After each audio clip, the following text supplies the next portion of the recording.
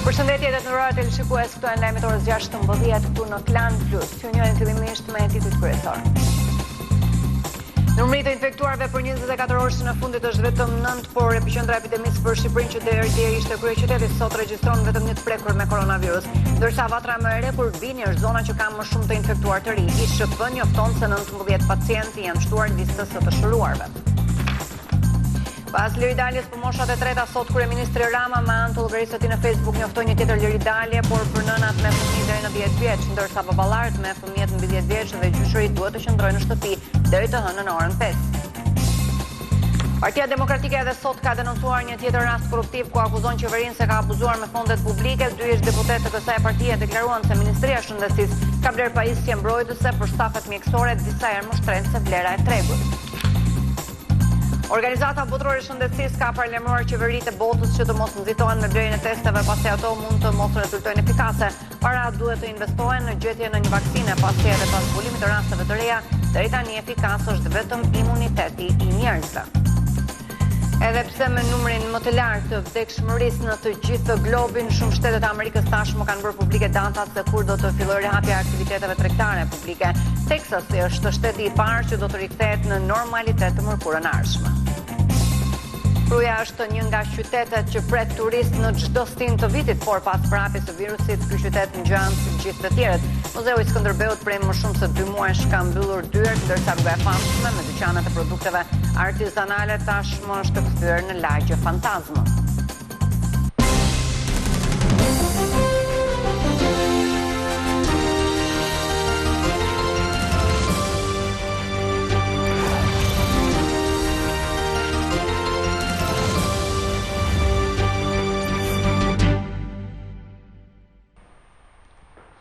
Dhe tani do t'ju njohim më gjërësisht numri të infektuarve gjatë 24 orëshit të fundit është vetëm 9, por epiqendra e epidemisë për Shqipërinë që deri dje ishte kryeqyteti sot regjistron vetëm një të prekur me koronavirus, ndërsa Vatra më e re Kurbini është zona që ka më shumë të infektuar të ri. ISHP ka njoftuar se 19 qytetarë të tjerë sot janë shtuar listës së të shëruarve. Bie ndjeshëm numri të infektuarve me COVID-19 në vendin ton. Në 24 orët e fundit janë shënuar vetëm 9 raste të reja. Numri më i lartë i të prekurve sot është në Kurbin, ndërsa në Tiranë është shënuar shifra më e ulët që prej nisjes së epidemisë, vetëm një rast i ri. 5 i përkasin Kurbinit, 2 Kuksit, 1 Tiranës dhe 1 Fierit. Në total janë të konfirmuar vetëm 528 raste, pra rreth 10% e të gjithë të testuarve. Ndërsa është rritur ndjeshëm numri të shëruarve. Gjatë 24 orëve të fundit, 19 pacientë të tjerë janë shtuar listës të shëruarve, duke çuar numrin e përgjithshëm të shëruarve nga sëmundja COVID-19 në 302. Aktualisht në vendin ton janë 220 persona të infektuar aktiv dhe siç shihet numri të shëruarve është më i lartë se ai të sëmurve, duke vazhduar tendencën që tashmë është prezente që prej 7 ditësh. Në të dy spitalet Covid janë në kujdes mjekësor 43 pacientë. Në spitalin Covid-1 ndodhen 35 të shtruar, 7 prej të cilëve po marrin shërbimin në njësinë e kujdesit intensiv të këtij shërbimi. Ndërsa në spitalin Covid-2 janë 8 pacientë të shtruar, për të cilëve 4 janë në terapi intensive në gjendje të rëndë. 4 të tjerë po marrin shërbimin në pavion. Sipas përfaqësuesve të Ministrisë së Shëndetësisë, situata e përhapjes së virusit është nën kontroll. Pavarësisht luhatjes në numra ditor të zbulimit të barzëve të virusit apo të sëmurëve për ti, situata është një lloj e kontrolluar. Treguesi vërtet është numri të shtruarve në spitale që vazhdon të mbetet në shifrat e qëndrueshme të rreth 9 deri në 10% e të gjithë të prekurve. Deri tani betejën me virusin e kanë humbur 26 qytetarë. Partia Demokratike edhe sot ka denoncuar një tjetër rast korruptiv ku akuzon qeverinë se ka abuzuar me fondet publike. 2 ish deputet të kësaj partie deklaruan se Ministria e Shëndetësisë ka bler pajisje mbrojtëse për stafet mjekësore, disa herë më shtrenjtë se vlera e tregut. Partia Demokratike ka denoncuar vjedhjen që sipas saj ka bërë qeveria me tender sekret, me blerjen e materialeve mjekësore, me çmim disa herë më të lartë se sa vlera e vërtetë e tyre. Kjo faturë dëshmon që çmimi me të cilin unë kam bler këtë masë të këtij tipi është 400 lek apo 4000 lek të vjetra. Çmimi i blerjes me shumicë në këtë tender nga ana e qeverisë është plot 8000 lek. Dëmi në buxhetin e shtetit vetëm me blerjen e maskave është rreth 550.000 euro. Veshje spitalore një përdorimshme për dhoma izolimi. Çmimi i cilave në dogan është 9.6 euro. Qeveria me taksat tuaja i ka bler me tender sekret me 28 euro një cop. 3 fishi. Abuzimi vazhdon me partinë e mallrave mbrojtëse për syt një përdorimshme. Çmimi i të cilave është 2.9 euro, çmimi i doganës, çmimi real, çmimi i blerjes nga qeveria me tender, me shumicë, me parat tuaja, është 6 euro. Më shumë se sa 2 fishi. Maskë spitalore koke një përdorimshme për dhoma izolimi. Çmimi real i të cilave në dogan është 3.8 euro. I bler nga qeveria është plot 8 euro. Më shumë se sa 2 fishi. Pak ditë më parë Selia Blu denoncoi edhe tenderin për mbetjes spitalore, që ishte klasifikuar sekret shtetëror dhe ju dha një kompanie antenash televizive. Pas liridaljes për moshat e treta, sot kryeministri Rama me anë të llogarisë së tij në Facebook njoftoi një tjetër liridalje, por për nënat me fëmijë deri në 10 vjeç, ndërsa baballarët me fëmijë të mbi 10 vjeç dhe gjyshërit duhet të qëndrojnë në shtëpi deri të hënën orën 5. Kryeministri Rama, ndryshe nga fundjavët e tjera, këtë të shtunë para dite ka lënë zonë të lirë për të moshuarit. Moshat e treta nuk kanë pritur gjatë, ata janë përgjigjur urdhrit me devotshmëri. Sot të gjitha rrugat dhe sheshet ishin të mbushur me qytetarë të moshave të treta, të cilët kishin dalë për të shijuar rrezet e diellit, të munguara tashmë prej shumë ditësh. Shumica nuk kanë maska, ndërsa një pjesë tjetër nuk ruajnë distancën, duke qëndruar të grumbulluar e duke u zbavitur me aktivitete të ndryshme. Moshat e treta janë edhe më të rrezikuara nga COVID-19, por meqense pjesa tjetër e shoqërisë janë të izoluar në shtëpi, kjo sipas autoriteteve është një lehtësi që ata të dalin.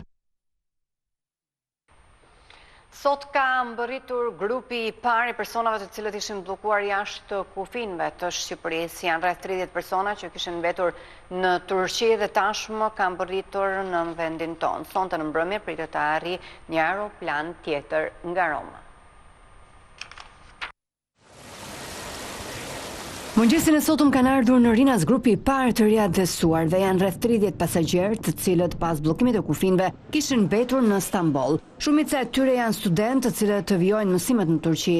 Ata ishin të pajisur me maska dhe doreza dhe pas së kontrollit u nisën drejt Durrësit me autobus. Ata do të qëndrojnë 14 ditë në 2 nga hotelet e qytetit bregdetar. Në ditët në vijim do të kryen fluturime edhe drejt Romës, Milanos, Parisit, Frankfurtit dhe Londrës për të marrë shqiptarët të cilët ndodhen në autoshtete dhe do të ndiqet e njëjta procedurë edhe për ta.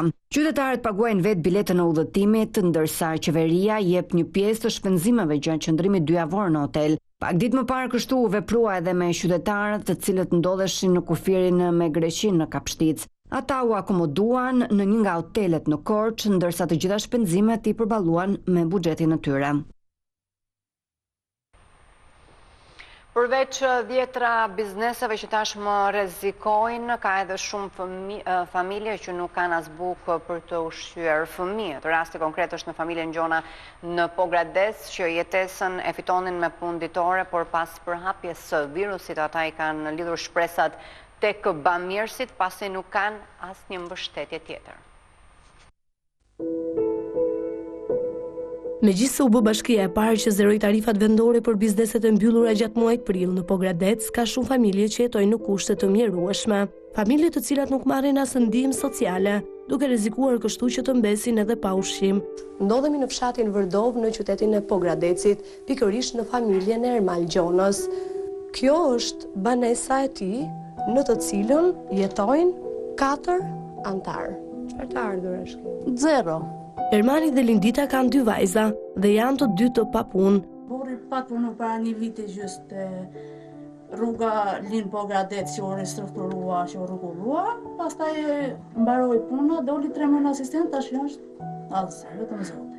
Edhe tash që shkon për këtë karantinë, në vështirësi jemi, sa ata që punojnë të zeza një muaj, atë të shikoj, jemi 4 veta, nuk kemi se kemi për pak fëmijët, më shumë për fëmijët. E kanë sjellë edhe një ditë? Asgjë. Shko apliko, thoshte në bashki, pa të dali emri që të fitosh bonus asistencë që ka dalë do të shërë. Edhe asgjë, kur dalin atë në vdishëm. Puna me ditë dhe izolimi tashme i kalon në mëshirë të fatit, por përgjegjësia si baba nuk e lë të qetë. Prej muajsh ata nuk paguajnë as energjinë elektrike dhe ujin. Shumë e vështirë është. E ato kohë që kemi punuar, punë zezë. Shumë e vështirë, ja, si që eshe, me fëmijë të vegjël, familjar tash. Familjari dosh më shumë kundit da, shtëpia. Në 2 muaj që kemi paguar drita dhe ujë. Haq, se keq pa punë. Edhe vajza vetëm 4 vjeç ka një ëndër si çdo fëmijë. A të pëlqen të vjesh shtëpi? Jo, sepse është e shprishur. Sa e vështirë është për ty ti jetosh? Është shumë e vështirë, sepse unë dua të kem një dhomën time që të fle vetëm me votrën. Klan Plus ishte edhe në njësinë administrative Buçimas për të interesuar nga afër se çfarë po ndodh me këtë familje dhe pse ajo nuk trajtohet me ndihmë sociale. Intereson familjen e Armand se do të thotë se trajtohen apo jo me ndihmë ekonomike. Dhe duhet të sa, Ishte bërë shkak puna para 2 viteve Ermanit të kompaninë që kishte marrë tenderin për ndërtimin e rrugës Lin Pogradec, pengesa e miratimit të kësaj pakete. Megjithatë, ai nuk punoi më shumë se 6 muaj, pra ai ka më shumë se 1 vit pa punë. Së fundmi, është bërë sërish aplikimi që t'i lindë kjo e drejtë, por që të marrë disa para për të siguruar ushqim për fëmijët, familja Ermal Gjonos duhet të presë edhe 2 muaj. E kam deklaruar unë. Përgjigja vjen më datën 1 mars. Madje, ai nuk përfiton as nga ndihmat që po shpërndajnë emergjencat civile apo bashkitë për njerëzit në nevojë. Kruja është një nga qytetet që pret turist në çdo stin të vitit, por pas prapjes së virusit, ky qytet ngjan si gjithë të tjerët. Muzeu i Skënderbeut prej më shumë se 2 muajsh ka mbyllur dyert, ndërsa rruga e famshme me dyqanet e produkteve artizanale tashmë është kthyer një lagje fantazme. Turizmi, një nga sektorët më të rëndësishëm të ekonomisë globale, tashmë ka rënë në kolaps. Izolimi total për parandalimin e përhapjes së COVID-19 ka ndikuar edhe në turizmin vendas, duke mbuluar me një hije të zezë të gjitha atraksionet shqiptare. Kruja është një nga destinacionet turistike të Shqipërisë me historinë më të veçantë. Rruga e Pazarit të Vjetër, që gumëzhin nga mijëra vizitorë vendas dhe të huaj, sot është pushtuar nga heshtja. Ishte mësuar që nëpër të gjitha dyqanet që ndodhen në këtë rrugë të shikonin punime zejesh nga më të bukurat e më antiket, por sot ato mungojnë. Dyert e dyqaneve artizanale janë të gjitha të kyçura. Brenda në kala nuk gjeje kënd bosh, as për të bërë një fotografi, ndërsa tani në të ndodhet vetëm një person. Ai është Mustafaj, banor autokton që prej 20 vitesh i shërben qytetit të tij, duke kujdesur për një nga vlerat më të veçanta, kalana e heroit kombëtar Skënderbeut. Punoj 20 vite këto, me këtë vitin e fundit nuk është pa një gjendje me vërtet lufte, që i ka ra një hije që i thona në hije zezë. Edhe Muzeu Historik i Krujës brenda në Kështjell që numëron qindra vizitorë brenda një dite, sot është i mbyllur. Drejtori i këtij muzeu për afro 30 vjet, Mehdi Hafizi, tregon se kjo është një situatë e pazakontë për qytetin me historinë më të veçantë. Por nga ana tjetër, një periudhë të tillë për të cilën ka bindjen që do ta kalojmë shumë shpejt, është shfrytëzuar nga ata për të bërë disa punime të nevojshme, pasi disa mure u dëmtuan nga tërmeti i nëntorit të vitit të kaluar. Me këtë ditë të bukur dhe në këtë periudhë që po kalojmë në mes të prillit, Kruja ka qenë plot me vizitorë. Kemi bërë disa punë që normalisht nuk kemi patur mundësi t'i bëjmë herë të tjera, sepse prania e vizitorëve në çdo periudhë të vitit nuk na ka krijuar mundësinë që të merremi me dyshemet për të llakosur me hapjen e të gjitha vitrinave pa përjashtim në 2 muzet. Pra ju po përfitoni pak edhe nga rasti për të bërë disa rregullime. Po ta quajmë kështu përfitim, po shpresojmë që të kalojë edhe përsëri unë them që do t'i ketë vizitorët e vet Kruja.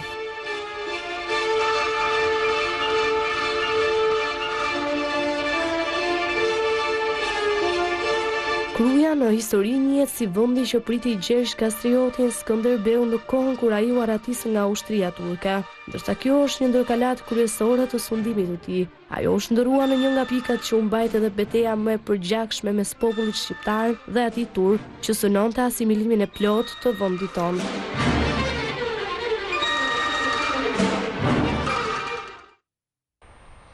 Organizata botërore e shëndetësisë ka paralajmëruar qeveritë e botës që të mos nxitohen me blerjen e testeve pasi ato mund të mos rezultojnë efikase. Para duhet të investohen në gjetjen e vaksinës pasi edhe pas zbulimit të rasteve të reja deri tani efikas është vetëm imuniteti i njerëzve.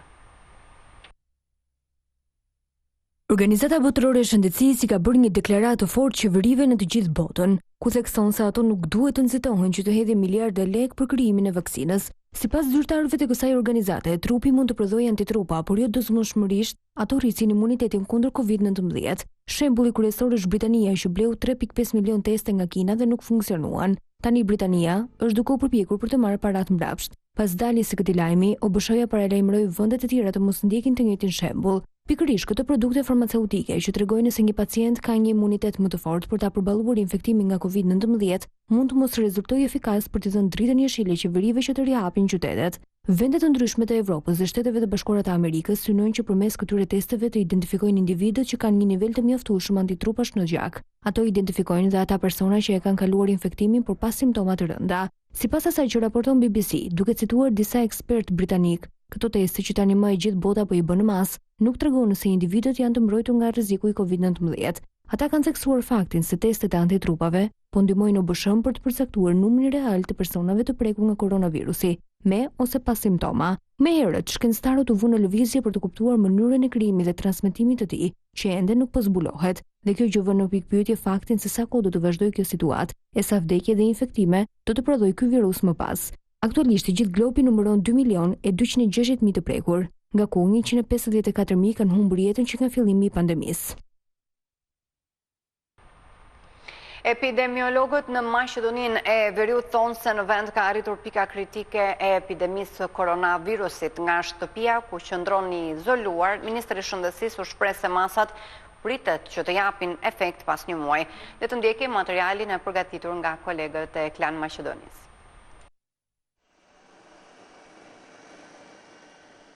Qytetarët në Maqedoninë e Veriut janë duke e kaluar ditën e dytë në karantinë 85 orëshe që përkon edhe me festën e Pashkëve. Sipas autoriteteve, vendi po hyn në fazën më kritike të epidemisë, ku numri të prekurve ashtu siç pritej është në rritje.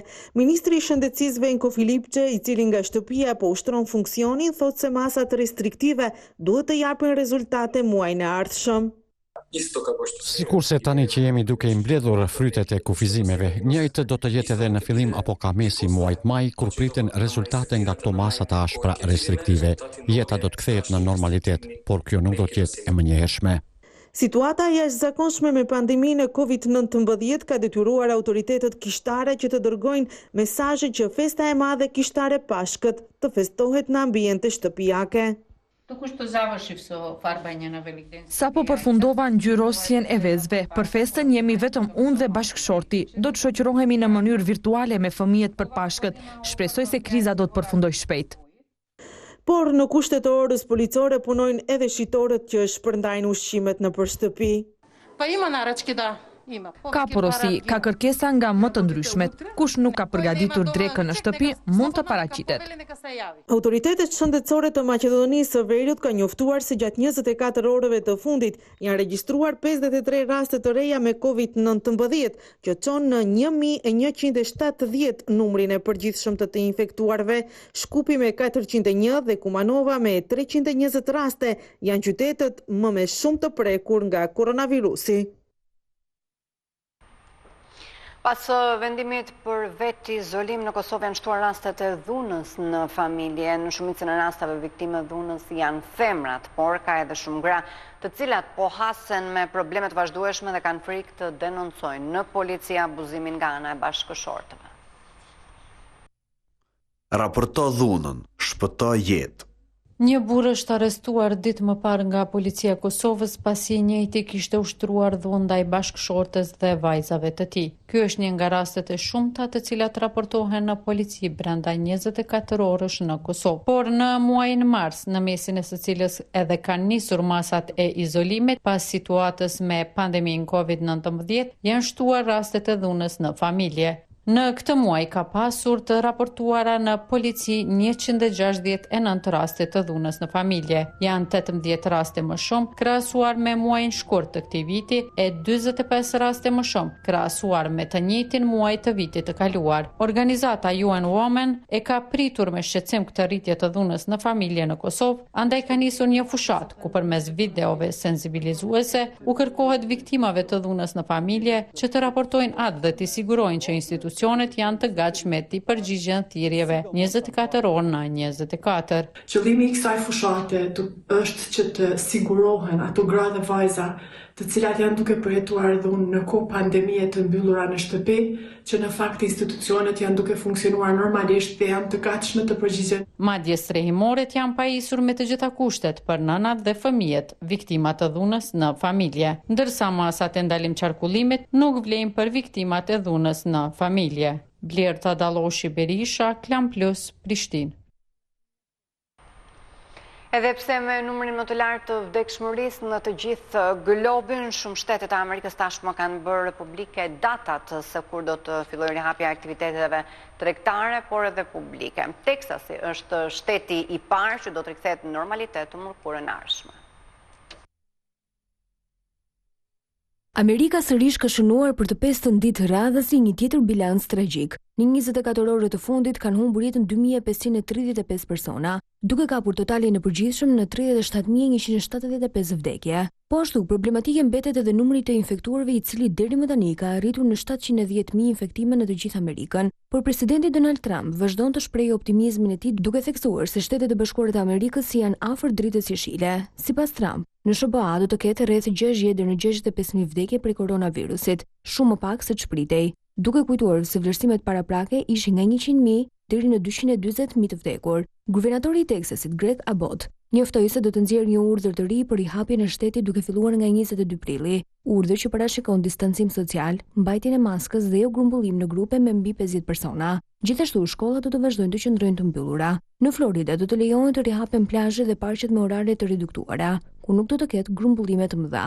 Po ashtu dhe guvernatori republikan i Mississippit, Tate Reeves, ka deklaruar se do të shtyjë me një javë urdhrin për të qëndruar në shtëpi, ndërsa do të lehtësojë disa kufizime në fillim të javës tjetër. Plazhet dhe liçenet do të rihapen të hënën, ndërsa bizneset që tregtojnë mallra jo thelbësore do të mund të shesin ato online. Në krahasim me vende të tjera, New Yorku dhe 6 shtete të tjera në verilindje të vendit zgjatën afatin e urdhrave të qëndrimit në shtëpi deri në datën 15 maj, për shkak të numrit të lartë të viktimave dhe infektimeve. Por këtë plan të Trump e kanë kundërshtuar demokratët dhe kryetari i Dhomës së Përfaqësuesve Nancy Pelosi, duke u shprehur se kjo gjë do të rrezikojë jetën e qytetarëve, në kohën kur ende nuk ka një vaksinë në treg dhe kur presidenti amerikan nuk po urdhëron kryerjen e testimeve në masë.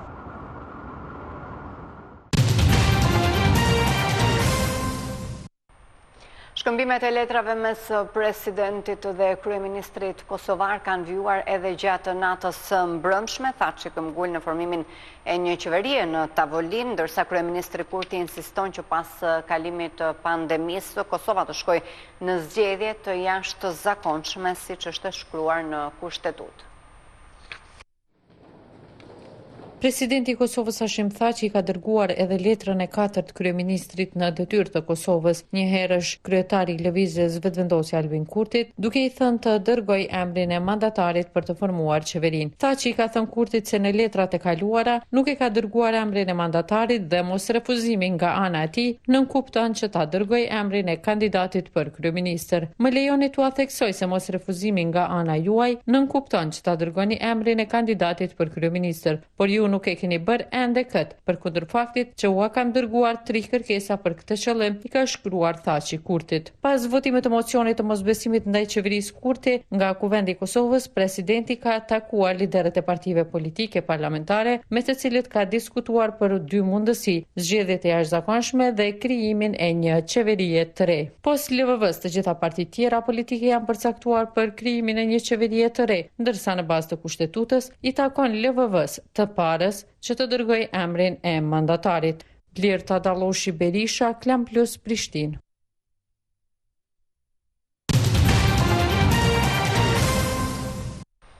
Sonte në mbrëmje starton një nga koncertet më të mëdha të organizuara ndonjëherë. Janë rreth 100 këngëtarë që do të performojnë virtualisht për ndjekësit e tyre në mbar botën. Edhe pse gjithë bota tani më është e mbyllur për shkak të përhapjes së koronavirusit, kjo nuk i ka ndaluar yjet botëror që të surprizojnë fansat. Një koncert bamirësie që do të bëjë bashkë të gjithë këngëtarët më të mirë botëror do të jepet live për të gjithë njerëzit në orën 18 të pasdites.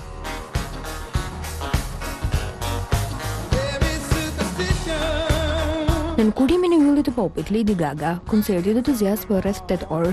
Një botë është titulli i këtij organizimi të madh, ku mbi 100 artistë, mes të cilëve Rolling Stones, Paul McCartney, Andrea Bocelli, Stevie Wonder, Billie Eilish, Taylor Swift e të tjerë do të performojnë live nga shtëpitë e tyre.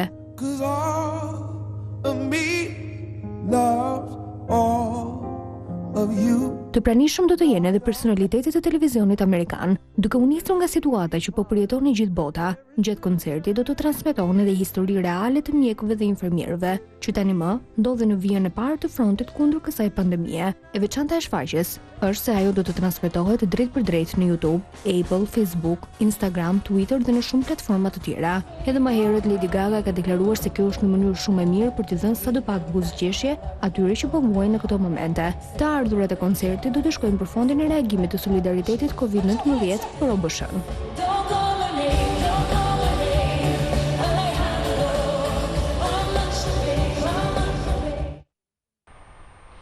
Ndjekim tani edhe një blok me lajme nga showbiz. Në fund të muajit të kaluar, Pallati Mbretëror konfirmoi rastin e parë me koronavirus. Bëhej fjalë për princin Charles, i cili rezultoi pozitiv me COVID-19. Ai shfaqi simptoma të lehta dhe u vendos në izolim dhe u mbajt nën kujdesin e duhur. Në një intervistë për BBC Breakfast, Princi William ka rrëfyer se si e përjetoi familja mbretërore infektimin e të atit me koronavirus. Duhet ta pranoja në fillim. Isha shumë i shqetësuar, pasi mosha e tij është më delikatja. Babai im ka pasur dhimbje në krahëror dhe e ftoi për vite me radhë. Mjekat bën çmos dhe ai tani më gëzon shëndet të plot. Është shprehur William. Aktori i famshëm Johnny Depp në këtë periudhë izolimi ka zgjedhur të bashkohet rrjetit social Instagram, por rikthimi i tij ka thyer një rekord të ri. Ai postoi një video 8 minutëshe në lidhje me pandeminë e koronavirusit. Gjithashtu ai la një mesazh për konfliktin e gjatë me ish bashkëshorten Amber Heard. Depp është shprehur se tani është koha për të hapur një dialog, duke shtuar se kërcënimi i këtij armiku të padukshëm tashmë ka shkaktuar tragjedi dhe dëme të mëdha ekonomike. Depp ka publikuar edhe një projekt të tij muzikor në bashkëpunim me Jeff Beck, të titulluar Isolation, që i përshtatet situatës në të cilën ne po jetojmë. Këngëtari i njohur John Legend dhe bashkëshortja e tij, Chrissy Teigen, kanë blerë një shtëpi të re me vlerë $5.1 milion. Shtëpia e çiftit është rreth 3440 metra katror dhe gjendet shumë afër shtëpisë tjetër që ata kanë në Beverly Hills. Ndërtesa prej druri dhe qelçi përmban një sistem smart home për të kontrolluar dritat dhe kamerat e shtëpisë. Nga brenda objekti ka 4 dhëmagjumi, një balkon privat dhe 4 banja. Mbetet ende e paqartë nëse familja e famshme po planifikon të futet në të së shpejti ose jo. Të nderuar teleshikues, këtu kemi ardhur në fund të këtij edicioni. Unë ju falenderoj për vëmendjen, bashkë mirupafshim.